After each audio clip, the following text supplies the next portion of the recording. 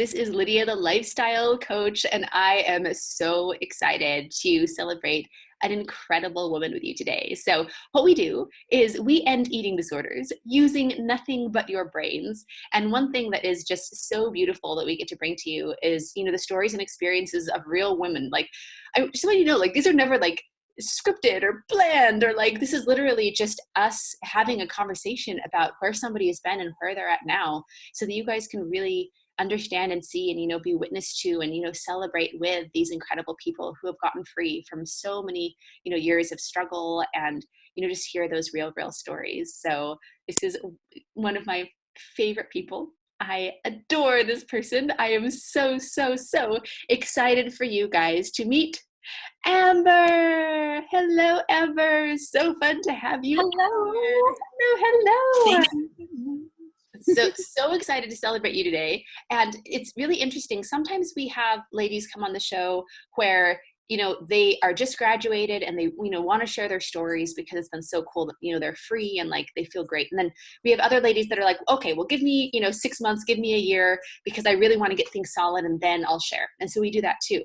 Now, Amber and I, we totally could have celebrated when you first graduated, but like there was like a snow day with the kids, and now it's been quite a while, and we're like, whoa, we never celebrated with you on an interview. So we're doing it today. Like, how long has it been since you graduated our program, Amber?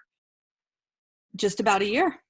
Okay, there you go. That's awesome. So really excited to celebrate with you, not only what it's like to get free, but what it's like to be free. Like, a year later, and just see how this is the gift that keeps on giving. So let's just get started with, would love to just hear a little bit of your origin story, Amber, right? Just like tell us a little bit about how your relationship with food got developed and how it was impacting you, and a little bit about how that all started out.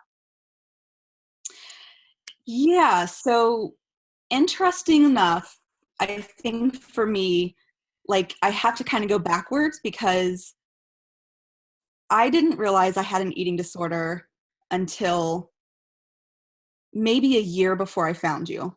No clue. So it was like these pieces in my life of like that I could see, like when I was a teenager, like going to friends' houses and like raiding their cupboards for like ho-hos and like sweets and stuff we just didn't have at the house. And, like then when I was able to drive, like going through the drive-through with friends and ordering like a large amount of fast food stuff. And never once did it dawn on me that like, oh, like that's actually a problem, or that's an eating disorder. It was just like, we don't have this stuff at home, so I have the chance to get it. So, and then like, as I got pregnant, started getting pregnant with kiddos, I think things started escalating then, like I would say after I had my kids, it kind of became like more frequent and more like emotional pieces coming in, like that I could actually, kind of put my hands on, like, oh, I'm really stressed and I'm eating. And I think that just kind of went up and down through the years. And then after my last kids, I think that's when I started like dieting and trying to do something and, feeling like, okay, there's something really wrong. But again, it was never like a thought of I have an eating disorder or I have to do something about the way that I'm eating. It's just like, oh, I need to lose weight, or, oh, I can't seem to eat right for any extended amount of time. And then it just got like worse and worse and worse. And to the point where I was literally like binging or overeating, or just that feeling really out of control, like pretty much every day. And I actually remember, let's see, it was probably about 5 years ago, was the first time I think I said something to anyone. I said something to my mom and husband of, I think I like am compulsively eating. Like, I think I have a problem. And they're both like, oh, you don't. Like, that's just normal. Everyone does that. Everyone eats too much ice cream sometimes. and I'm like in my head, like, no, I'm really doing this way more than you know. Like, you have no idea. Yeah, And I kind of just let it go. yeah, and I love that you're bringing that up because I think that's such an important piece of this is so often when it starts dawning on us that something is wrong, when we share it with other people, because we're doing so much in secret, they, number one, just want to like help us feel better, right? Like, oh, no, no, no, like there's nothing going on. Like, oh, everybody does that. And then it like drives that shame and secrecy even more. Cause like you said, in my head, I was like, yeah, but you don't know how often I'm Yeah. doing this. So I think that's such an important thing to bring up is we stay in this cycle a lot for a lot longer than we need to, because every time that we try to voice something, everyone tells us it's okay when they don't really know what's actually going on. So yeah, I just want to jump in because I think that's a really important, like, and beautiful piece of what happens when we try Mhm. to share. So yeah, what were you saying? And then I think like that moment also was kind of a pivot point of, because everyone was saying, no, that's normal, like I'm okay.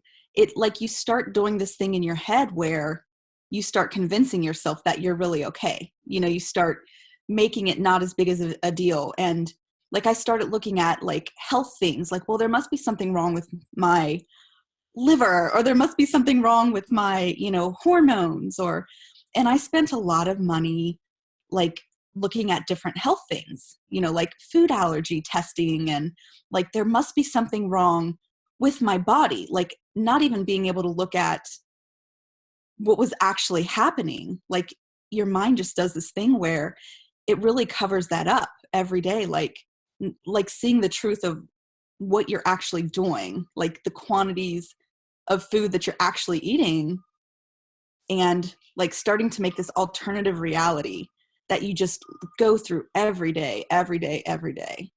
Yeah. And oh man, like I remember being in that space too, of just like, I literally, well, something must be happening hormonally with me because I'm eating so little and I'm gaining so much weight, which was true because I would track all my calories on the days I was eating so little and then completely block out, forget, whoa, that was weird when I binged. Let's just pretend that never happened. Even like as it's happening, that feeling of like, you're like hiding it from yourself. Like, Yes, yeah, exactly. that alternative reality, that's such a good term for like that feeling. And so Hmm. what were some of the areas of your life, would you say, that were being most affected by this like sort of everyday, binging and like that escalating and just like seeing it get worse? um well, I'll definitely say first too that because you're lying to yourself so much, because your brain does the thing where it's really hiding that from yourself, I was never able to see it for what it was in the moment. It's not like I woke up day to day and thought, God, this binging is really ruining my life. It was that internal piece of there's something wrong with me, and I'm ruining my life, and I'm doing this because it must be something in me. So it was, keeping myself small. Like the more I dieted, the higher my weight got. And the higher my weight got, the smaller I want it to be to make myself, because I didn't want to be seen. So it was, not showing up in my own business the way that I could have, not wanting to be seen, like even like just out of the grocery store, like not wanting human interaction, like not wanting anyone to see me. Yeah. And what was the hardest part for you about that wearing on you, of like feeling like as you got larger in size, just like this feeling of wanting to hide and like be small? Because I mean, Amber, I have an idea of like who you are, and you are not a small person. You are a powerful person. You are like a big presence. You are just like an incredible, human. And so what sort of wore on you most about wanting to hide and wanting to not be seen? I think getting like so far away from who I really was, like to the point where I didn't even recognize myself anymore. Like not just physically in the outside, but like things that I loved, not doing things that I loved, not pursuing anything, not, feeling passionate, like really just feeling blah is not even the word, really feeling just kind of dead, like going through every day feeling that dead, no joy, no, extreme happiness, just really in that feeling every day. Yeah. It's sort of like that numbed out, like you're just sort of keeping your head above water from day to day. And I know that Mhm. I know that for me, this is my experience. I'm wondering if it was for you as well, Amber, but I remember that being part of the feeling like there was something wrong with me. Like I'm not excited about anything. Like I don't feel passionate. Like I just feel like everything is really hard. Oh, well, maybe I'm depressed. You know what I mean? Like looking for other reasons of like, oh, why do I feel so awful? And never really looking at what was happening with food. Yeah. Yeah, absolutely. I started seeing a therapist at one point because I'm like, it has to be me. There has to be something wrong with me. It has to be, depression. It has to be anxiety. It has to be anything else but food. Yeah. And how else was it to be in that struggle, Amber? Just like with somebody who's like been there and in it, like what else would you want to share about how this was impacting your life, how this was impacting you? um, Really that I wasn't able to see how much it was impacting my life until I was out of it. you know, like you were just saying, when you're treading water day to day, like literally just trying to feel alive, you don't realize every area this is really affecting: my marriage, my relationship with my kids, my relationship with other humans. Just like I was saying, just going to the grocery store, like not feeling like I deserve to be seen, like, and packing myself smaller and smaller, and that feeling every day, it's awful. And how long would you say, like, how many years have you or did you struggle with food? Looking back, I would say 25 years. Yeah. So, like, a quarter of a century, like that just stacking up. Like, I know just how difficult that was. And what were some things that you were worried about? Like, I know that you sensed there was something wrong. I know that, at the time you were like, there's something wrong with me. Like, what were you worried about happening, Amber? Like, if you weren't able to fix whatever was wrong? Mhm. um well, just even like practical, like health things. I was pre-diabetic. I, was all my numbers were starting to rise. I was being put on medications. Just that out of control feeling of my weight going up and up and up, and like I'm literally going to die from this. Um, and wondering, like, is my husband going to leave me? Is he going to get to the point where, I'm just not attractive, or, I feel so disconnected to myself, and I feel so not good at myself. Am I projecting that onto my husband or my kids, or, are my kids going to have eating disorders or weight issues because they've seen me, diet and yo-yo up and down? I mean, I really can't think of one place or one fear, that I didn't have of, this is just going to completely screw up my whole entire, like, this is, and I think the biggest fear is just, this is going to be the rest of my life. Like, if this does not kill me, this will be the rest of my life. And I mean, that's just terrifying. Yeah. And I know like having that out in front of you is like so hard because it's like, okay, well, if this kills me, that's awful. What does that mean for my kids? What does that mean for my family? What does that mean for just like my legacy of who I am? That it was this thing with food that killed me. Um, and then on the other hand, just like the thought of living the rest of your life, the next, 50, 70 years of, a life just feeling this way and it continuing to get worse. Like, yeah, Mm-hmm. that's a really scary thing. And I mean, for you, Amber, when you were trying, to fix this, when, you were doing things like you said, you had a therapist and you were, trying, diets, like what are the sorts of things that you were trying to fix this problem? Um, I mean, any diet that came across my path, I tried. And I was even thinking, like, when I was a teen, I would do like those silly, like the grapefruit diet, or, the chicken noodle soup diet, or, and half-heartedly, any diet you could name, I'm sure I tried. I tried things like a naturopath, like having things checked that my regular doctor didn't. Like it must be hormonal stuff, having hormones checked and thyroid checked and food sensitivity checks and a lot of health things, because I thought for sure something in my body wasn't working right because I was so blocking out the actual food part. Therapy, I did therapy, and for some other reasons too, but my therapist told me to just go to OA. And I didn't do that. And then there was just a myriad of like coaching, online coaching, online programs, online, ways of eating, any online thing over the past several years, when I really kind of got to the point of maybe there's something here with food. Any coaching program I could find. Yeah.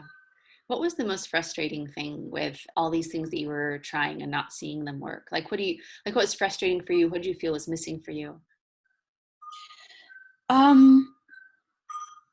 Then I would have said like willpower, like there again, that there's something wrong with me piece. Like I never finished any of them. If I would have finished them, it would have fixed it, so it just added to that feeling like there was something wrong with me. But looking back now, I can clearly say like nothing actually addressed the problem. So Yeah, and I know it's really hard to finish out and stick with something that isn't making anything better. That's really yeah. tough. I mean, like 25 years of faith and hopes that like if I just keep doing this another year, like talk about willpower, to keep trying when nothing is actually fixing the problem. Like that's really tough. Anything else for you, Amber, that you wanted to share about just what it's like to be in that space? I think just the overall feeling of, it making you feel like you are inherently bad or broken or not good enough, or, there's something wrong with you. Like just living in that feeling is, just like, you can't live like that. That is not living a life. Yeah. And so then we got to meet, which is awesome, and I'm so glad. So it sounds like you found us, you connected with us, you had a free session with us, which is how most people start out really getting the help that they need, is they have that free session, and with that, Amber, like what were some of the biggest sort of aha moments for you? Like when you did come to us and you talked with our team, and then what were like some fears that came up for you? In getting the help that you needed, or trying another thing, or all those sorts of things that go through our minds. Yeah, well, first on the ahas, it was the first time I had ever straight out looked at the food thing, like what I was actually eating, because again, it's something I just pushed out of my mind, like, oh, that didn't happen, or oh, it's not going to happen again, so I don't need to count that. But the amount of calories that I was actually binging on was astounding. I mean, it was almost like I didn't believe it because it was so big. The number was so big. So come into reality of like, yeah, I'm actually doing that, was huge. And, as far as fears, it was definitely, I felt like I had tried everything, practical, non-practical, and like nothing else had worked, and everything left me feeling even more broken. So why would this be any different? This is just going to be something else that I fail at. And, it really felt like a last hope thing. Like, I don't even remember how I saw the video or how I signed up, but it really felt like a last hope thing where, like, this is literally my last chance. I've tried so many things. I was exhausted from trying things. And if this doesn't work, like, I don't know. I do think I would have gotten to that point where I did just give up. Yeah. And any other fears that came up for you at that point? You know, I know how hard that is to just have that wear on you of like, man, I know that, you know, we talk to so many women who say, I can't take one more failure. Like they've been trying for so Mhm. long and they just like they cannot take another failure. And so for you, any other fears that came up, or for you, Amber, why did you decide to, you know, get the help you needed with us? Um, well, my husband didn't know. Like he knew I had, some weight things obviously and dieting and, but he didn't know like the big picture of what this was for me. And so it was kind of that, like, I know I need to do this. And it was honestly, I just knew in my bones, I just had this knowing that this was going to work. And I don't know how else to describe it other than it was just a full body knowing of, one, like this has to work. And two, I'm like, I know this is going to work. But my husband didn't know. So making that decision on my own, was kind of either the choice of telling him, but that also meant telling him everything. Um, and I wasn't ready for that. I wanted to do it on my like my own terms, instead of feeling pressure to tell him because I have to do this thing. So that was a big hurdle for me, but I also knew I had to make that choice first. Like this wasn't his choice. It was my choice first, and then I could decide to tell him or not. Yeah. And so, you know, just sort of like that knowing and that moving forward, and like, and I know that always takes bravery, and that always takes, you know, just that you don't know until you've experienced it, right? And so for you to really make that decision, because there's nothing else that can be done, right? It's like you haven't had the experience yet. There's no amount of, you know, videos like we're doing right now, right? I mean, you can go and watch, you know, 50 of these videos and it's like you can see that it worked for all those people, but it's like the only way that you really know that it works for you is to experience it. So it's always like, you know, we don't invite anyone into the program, but we're not 100% confident that we can help. But you guys don't know from our perspective, right?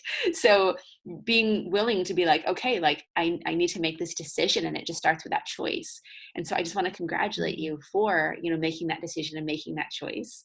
And now let's talk about freedom. So Amber, how long into the program would you say that it was until you really started seeing things working for you? Um, Immediately. Um, Literally the first week was so eye-opening for me. I have, never heard of this approach, never, again, I was just in such denial about binging in the first place. So this was all very new to me, but the very first week, it was like this huge, oh my gosh, like there's other parts of my brain and, like it was the relief point of feeling like there's nothing wrong with me, like intrinsically, it's just this thing.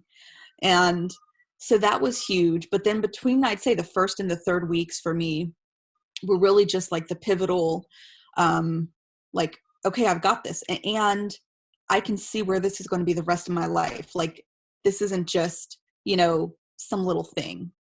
Yeah, it's not like, oh, here's a band-aid, or oh, this willpower is working right now. I hope it lasts for the rest of my life. It's just like that fundamental, like, oh, I can see how this is like changing the rest of my life and just how things are fundamentally. So that's really beautiful. And let's talk a little bit about freedom. Like, how are things? Well, okay, let's do it in a couple different ways because it's fun to look at because it's been so long since you've been graduated. So, like, you know, after you really felt that freedom, you know, and you graduated from the program, like, how would you say that you would describe freedom at that point, of just like what was different for you in your relationship with food, your relationship with yourself? Like, give us a little snapshot of like freedom at that point. Ooh, yeah. So there were definitely like wobbly moments, but it was this overall feeling of like I'm in control, and not in a bad, like trying to control things before control, but just like this, I don't know, like a more natural control of like, I've really got this. And, I can go through my day and not be terrified like that I'm going to binge. I mean, there was a lot of brain space freed up right away. And I don't know, it just really lifted a lot of the shame and the guilt, like almost kind of magically it feels. Like once I wasn't in that space of like that groundhog day after day after day after day, Yeah. like it just kind of lifted a lot of the shame and the guilt, and like just kind of seeing my life open up like little by little by little, and realizing like I'm not broken and I can experience joy and I do have choice in my life. Um, Gosh, yeah. I mean, there was a lot of, I'd say, emotional evenness and even like happiness brought back into my life. Yeah. And what are some of those things? I know that you had mentioned earlier, and I just wanted to like come back to this because it's so beautiful. You were saying like there are ways that you didn't even know how hard it was to have an eating disorder until you were free. So what were those things that surprised you, Amber? Like once you felt, free and you had that, that freedom and like that ease and that peace in your life and could start experiencing, joy again, like all these like fundamental things. Like what were some things that really surprised you of like, whoa, like I have that back. I didn't even know that was missing. Yeah. Well, I think kind of on the flip side of was like, oh, I'm not actually like depressed. Like I'm not clinically depressed. Like, where did that go? Surprise. Yeah, I'm not clinically depressed, and I really don't suffer from like severe anxiety. Like that was all related to food. Yeah. And so that piece and with that, just like, I don't know, it's almost like feeling like I put glasses on, like I wasn't able to see, and then I put these glasses on, these magic glasses, and I was like able to see things further than right in front of me. Like, I could see a little further down the road and, experience things like as they were happening. Like, I guess like presence, being more, having the capacity to be more present with whatever was happening in my life, like the little things and the big things. That's beautiful. Actually, I have a friend who, has been through like, a lot of trauma and, has had a lot of healing. And one thing that she said is, when you're in this place of survival mode, you don't make plans, like you don't think ahead. And then once you start, healing and like having your life back and like having your joy back, you start thinking about like, oh, what do we want to work toward? What do we want to do? And it's like those glasses of like, oh, now I can see like, you know, there's good life for me. It's not how am I going to survive 50 more years of this. It's like, wow, what do we want to do? Yeah, that's so beautiful, Amber. I love it. Let's just touch on like, how is your relationship with food different now than it used to be? Oh my gosh. I mean, I don't even know where to begin, but it's completely different than it's ever been in my life. Like as long as I can remember my life. I don't even want to say it's neutral because that's not accurate.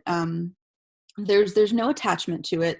There's no, obsession or negativity. Like, okay, so basically like in the morning I get up and decide when I'm ready to eat, and I go to the fridge and, like, okay, what sounds good, and start putting stuff on my plate. And like the other morning I put little like French macaroon like pastries on my plate because they're pretty and I, like them. And then having my breakfast and deciding like, oh, I just don't want those now. Like, and I just put them back.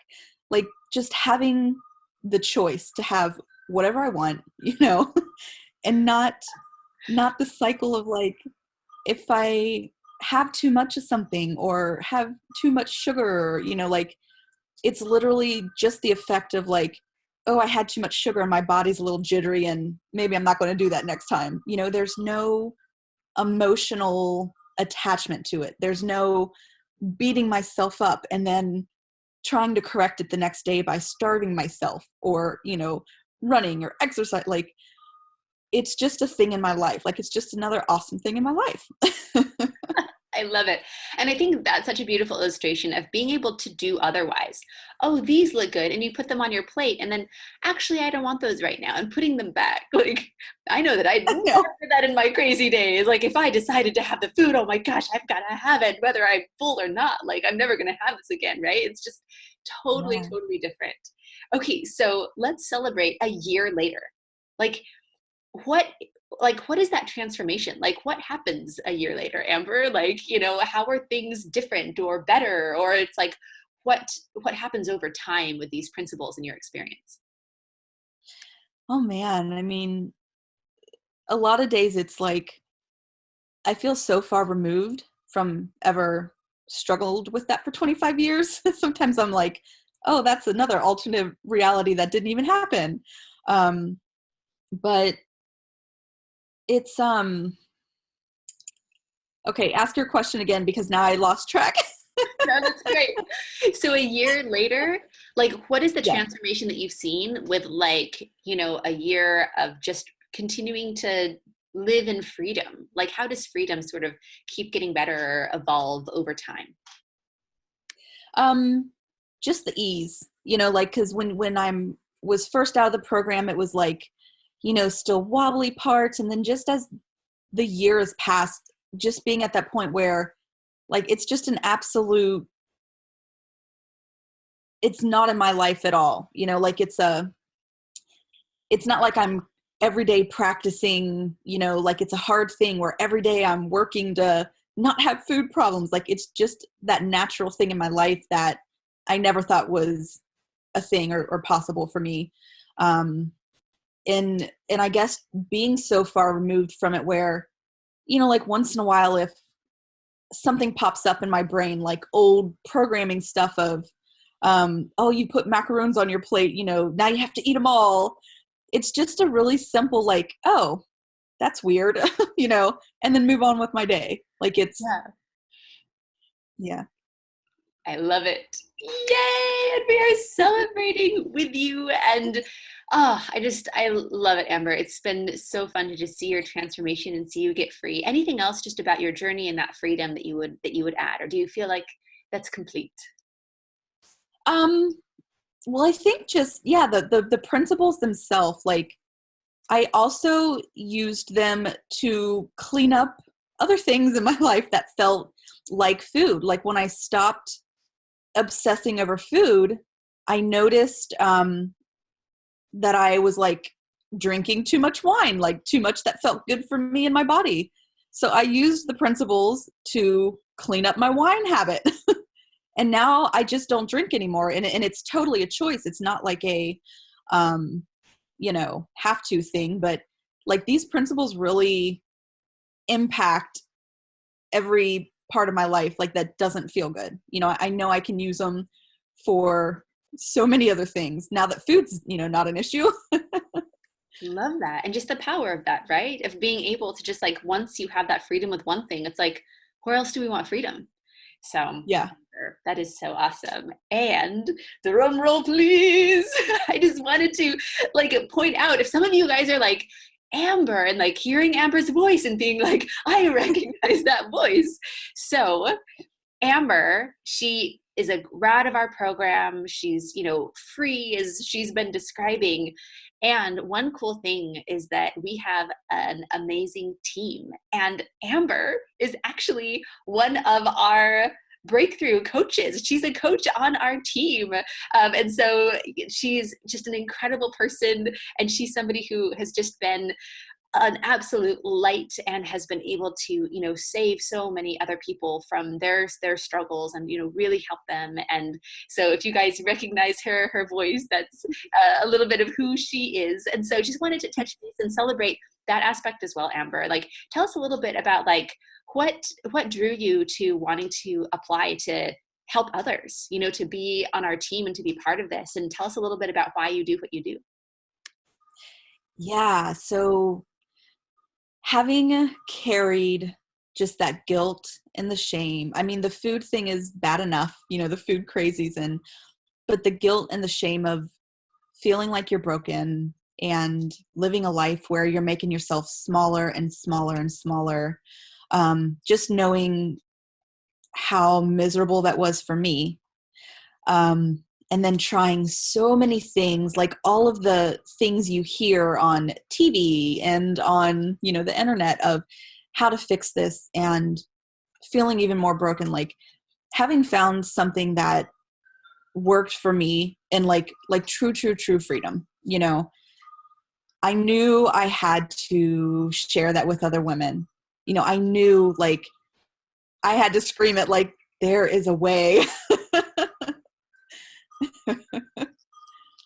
That is beautiful. I love it. And oh, it's just so amazing having you on the team, Amber. We love you. You're adored. And it's so incredible to see, us come from this place. I was there too, right? If like, am I ever going to be free? Is this going to be the way I'm going to live the rest of my life? And then once you are, it's this very natural evolution of like, other people have to know about this. Like, it's like immoral for me to be the only person who's gotten free. Like, other people need to know. And so I love that, you have done that in such a beautiful and specific way. And thank you for all the people that you serve and help that need this. And we just absolutely adore you, Amber. And it's so fun celebrating you today.